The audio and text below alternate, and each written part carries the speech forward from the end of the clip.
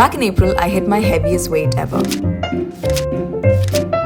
I was sluggish, barely moving, and honestly living off of greasy processed food. I remember feeling uncomfortable in my own skin. It was like I was stuck in a body that didn't feel like me. This is my body. Look at my stomach.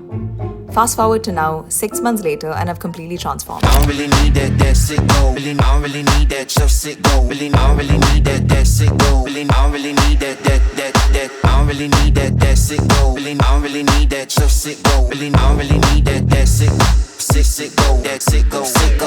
I've been sharing my fitness journey on Instagram for about 6 months now, and I've been asked to make this video for the longest period of time. In April of this year, I went on a girls' trip and I just really disliked the way that I looked. And after looking at all my pictures and feeling really out of shape, I decided to join Suhan Khan's program. My program was quite simple and straightforward, you guys, but it worked like magic. I was really skeptical at first because I'd never worked out before, but within just 8 weeks of following his plan, I dropped my body fat by 9%. I lost about 3 or 4 kilos on the scale, and my body had transformed. For so long, I kept thinking that I'm just a lazy person, but I'm not. I just needed a plan. So here are the 3 things that I did to get into my dream body. It's still a work in progress, but I think I've come quite far. Let's jump in. I'm honestly starving. Never thought I would be a gloves person, but this has been life-changing for me.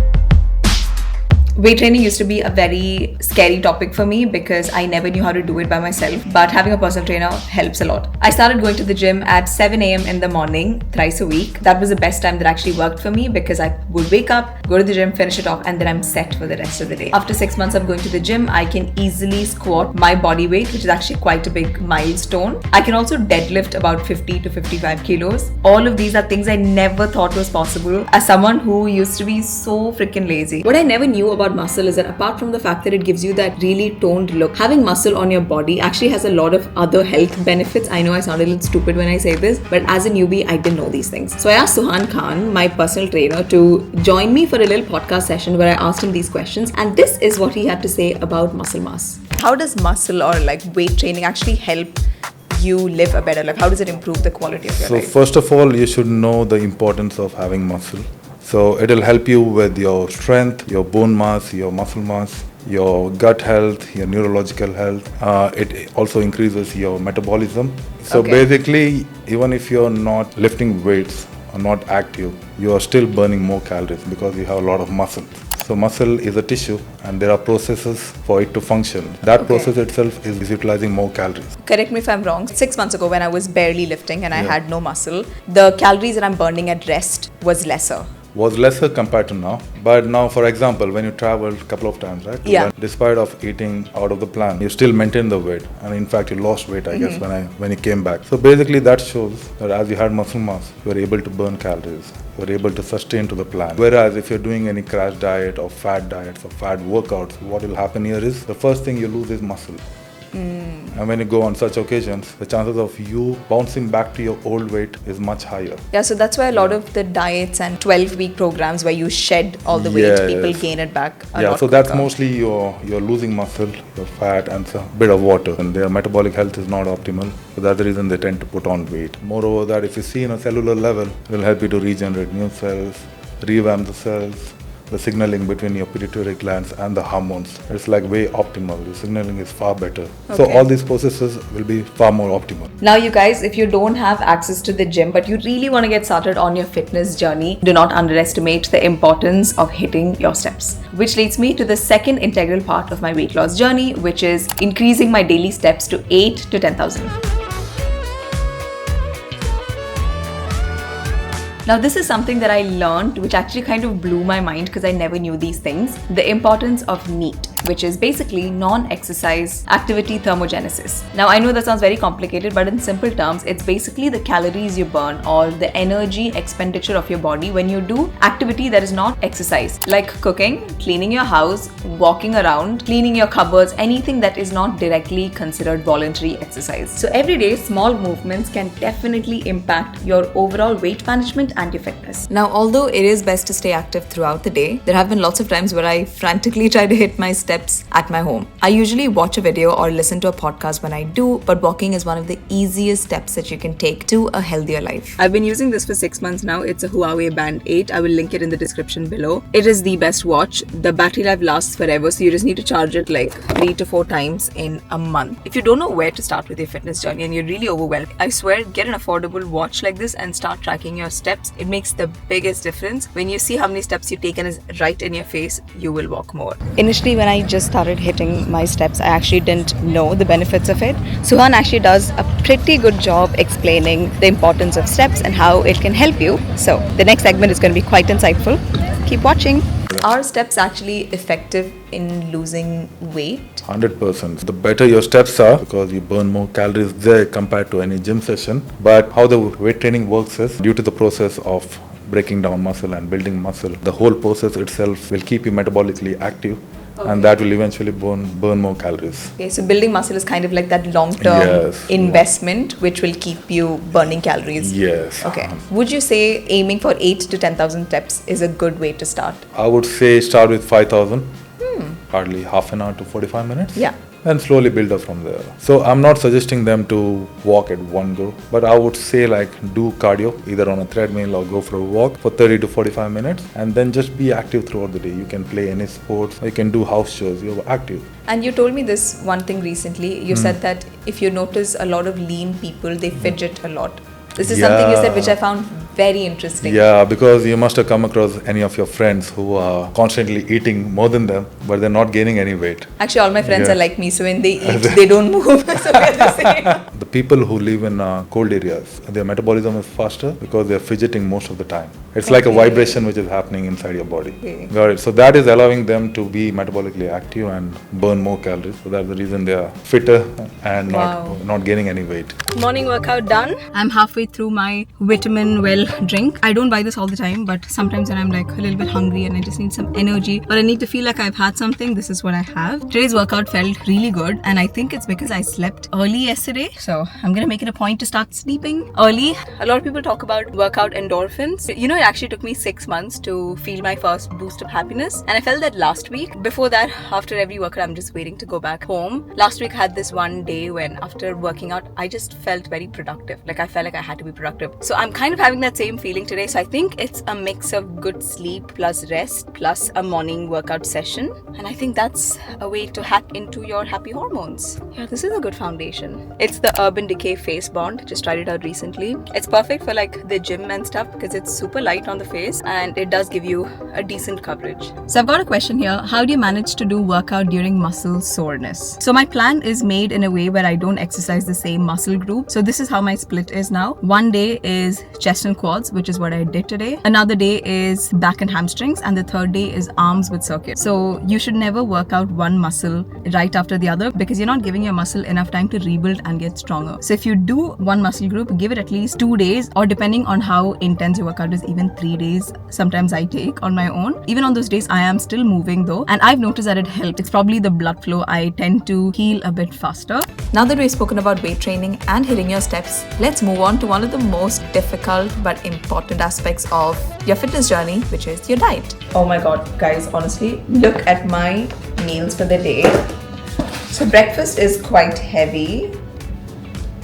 My breakfast today is Snickers Proats. It's basically protein oats, 366 calories and 16 grams of protein. Lunch today is chicken pesto fusion, 500 calories, 41 grams of protein. And then my dinner is barbecue chicken pizza, 326 calorie, 18 grams of protein. When I tell you how much I love their food, like it literally looks like they're paying me to do this. No. So today I hit the gym at 7, then at 8 I Stairmaster for 20 minutes. Right after that I had a protein shake that was about 380 or 400 calories with 25 grams of protein. Breakfast, sun-dried tomato halloumi muffin, 350 calories, 14 grams of protein. This is how it looks. Lunch today is fasolia beda beef, 534 calories, 34 grams of protein. Ooh, dinner looks so good. Wow. Mexican salad, 269 calories and 20 grams of protein. So for my plan, I have to be in a 1500 calorie diet. So I'm just going to calculate this. 260 plus 534, 800 plus Yeah, this is about 1,200, so I'll still be under my calorie limit even after I have this, which is why I had the protein shake. So that's kind of how I plan my numbers and my calories and stuff. Eating healthy is not easy, but honestly, you guys, a really good meal plan makes it so much easier. I realized that if my meals weren't tasty, I'd end up binge eating at night. So if you're really committed to a healthy diet, do yourself a favor and subscribe to a plan that you love. It helps with seeing results faster and you'll be more motivated to keep going. After using food scales to measure my food and roughly calculate my calories, over time I also learned how to watch my food. At home, I started cutting down on rice and replating by focusing more on vegetables and protein like fish. This made a massive difference to my bloating and how sluggish I felt after my meals. Maybe this is about 100 grams of rice, maybe.